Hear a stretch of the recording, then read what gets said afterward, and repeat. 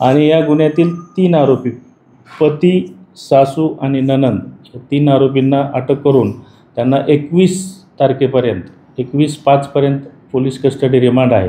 त्यातील उर्वरित जे 2 आरोपी आहेत जे आम्हाला मिळालेले नाहीत अजून, त्या इन्सिडेंटचा जो एक साधारण 2 तासाचा जो लेखाजोखा आहे, मारहाण करण्यापासून तर ज्या आत्महत्येस प्रवृत्त करण्याची जी घटना घडलेली आहे त्याच्या बाबतीतले आम्हाला बरेचसे पुरावे उपलब्ध झालेले आहेत। जे सायंटिफिक पुरावे आहेत, फॉर एक्झाम्पल त्यांच्या घरी असणारे 6-7 प्रकारचे कॅमेरेज, त्या ठिकाणच्या ज्या काम करणाऱ्या, त्याचबरोबर आजूबाजूचे जे परिस्थितीजन्य पुरावे मिळवण्यासारखे जे साक्षीदार वगैरे आहेत, त्या गोष्टी आम्हाला कलेक्ट करायला संधी मिळालेली आहे। रिपोर्ट आलेला असेल काय त्या पोस्टमॉर्टम रिपोर्टमध्ये आलेलं आहे आणि काय तथ्य त्यात समोर येते? याच्यामध्ये डॉक्टरांनी PM नंतर जे मेडिकल सर्टिफिकेट दिलेलं आहे, advance medical certificate, PM reports पूर्णतः नाही मिळाला परंतु ॲडव्हान्स सर्टिफिकेट मिळालेलं आहे। त्याच्यामध्ये डॉक्टरांनी जे पार्ट्स काढून ठेवलेले आहेत ते आम्ही ॲनालिसिससाठी पुढे पाठवणार आहे आणि सध्या जे कारण दिलेलं आहे, हँगिंगचे कारण दिलेलं आहे आणि बॉडीवर मारहाणीच्या खुणा आहेत, त्याच्या बाबतीत एक त्या ॲडव्हान्स सर्टिफिकेटमध्ये उल्लेख आहे।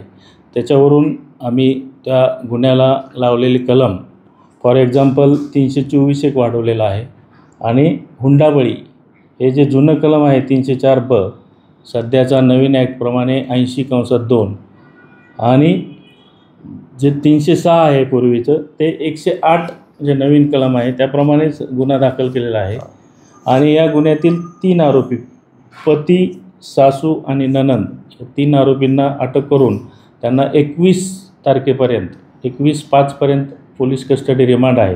त्यातील उर्वरित जे 2 आरोपी आहेत जे आम्हाला मिळालेले नाहीत अजून, त्यासाठी एक साधारण 3 टीमा तयार करून त्यांचा वेगवेगळ्या पथकांमार्फत तपास चालू आहे। त्यांना लवकरच अटक करण्यात येईल आणि या गुन्ह्याच्या तपासादरम्यान सगळा टेक्निकल एव्हिडन्स, त्याचबरोबर जो सिक्वेन्स आहे गुन्ह्याचा किंवा साक्षीदारांच्या बाबतीतली जी बारकाईची पडताळणी आहे, हे गेल्या 2 दिवसापासून अगदी 3 टीमांनी वेगवेगळ्या पद्धतीनं ही साक्षीच्या माध्यमातून वेगवेगळे पंचनामे करून सरकारी पंच घेऊन सदर गुन्ह्याचा तपास DCP गायकवाड सर आणि आमच्या सुपरविजनखाली तपासी अंमलदार डॉक्टर डोंगरे, अशोक डोंगरे हे PI आहेत, ते सदर गुन्ह्याचा तपास करत आहेत।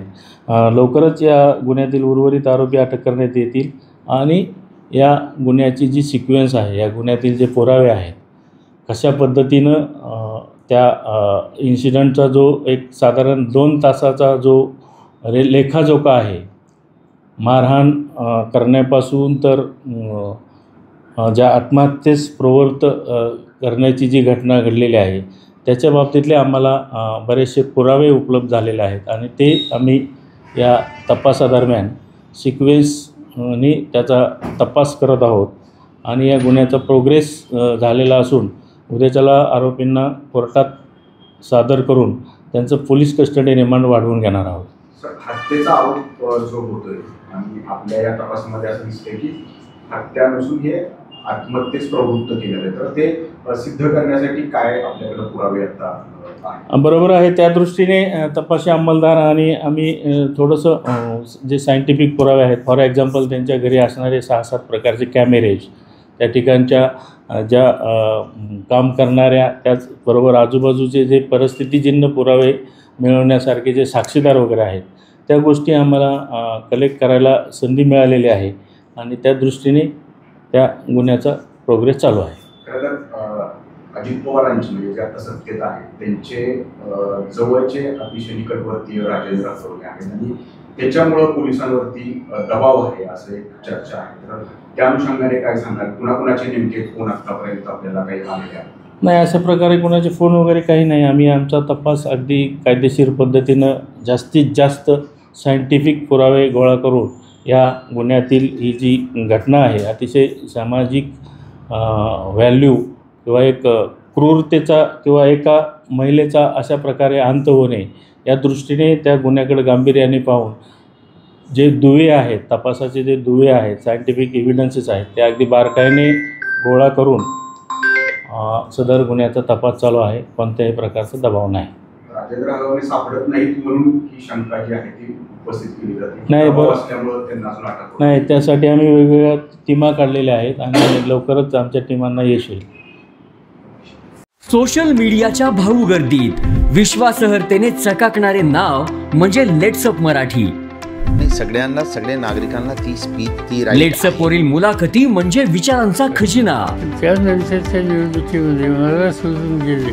बातम्या केवळ वस्तुस्थिती सांगणाऱ्या, न प्रोपगंडा, फक्त जनतेचा अजेंडा. क्योंकि आने वाला कल जाने वाला है, जाने वाला कल आने वाला है. राजकारण, मनोरंजन असो की क्रीडा क्षेत्र, महाराष्ट्राची स्पंदने संवेदनशीलतेने टिपणारे माध्यम म्हणजे लेट्सअप मराठी. जगासोबत एक पाऊल पुढे राहण्यासाठी लेट्सअपचे ॲप, सोशल मीडिया आणि वेबसाईट सोबत कनेक्टेड रहा.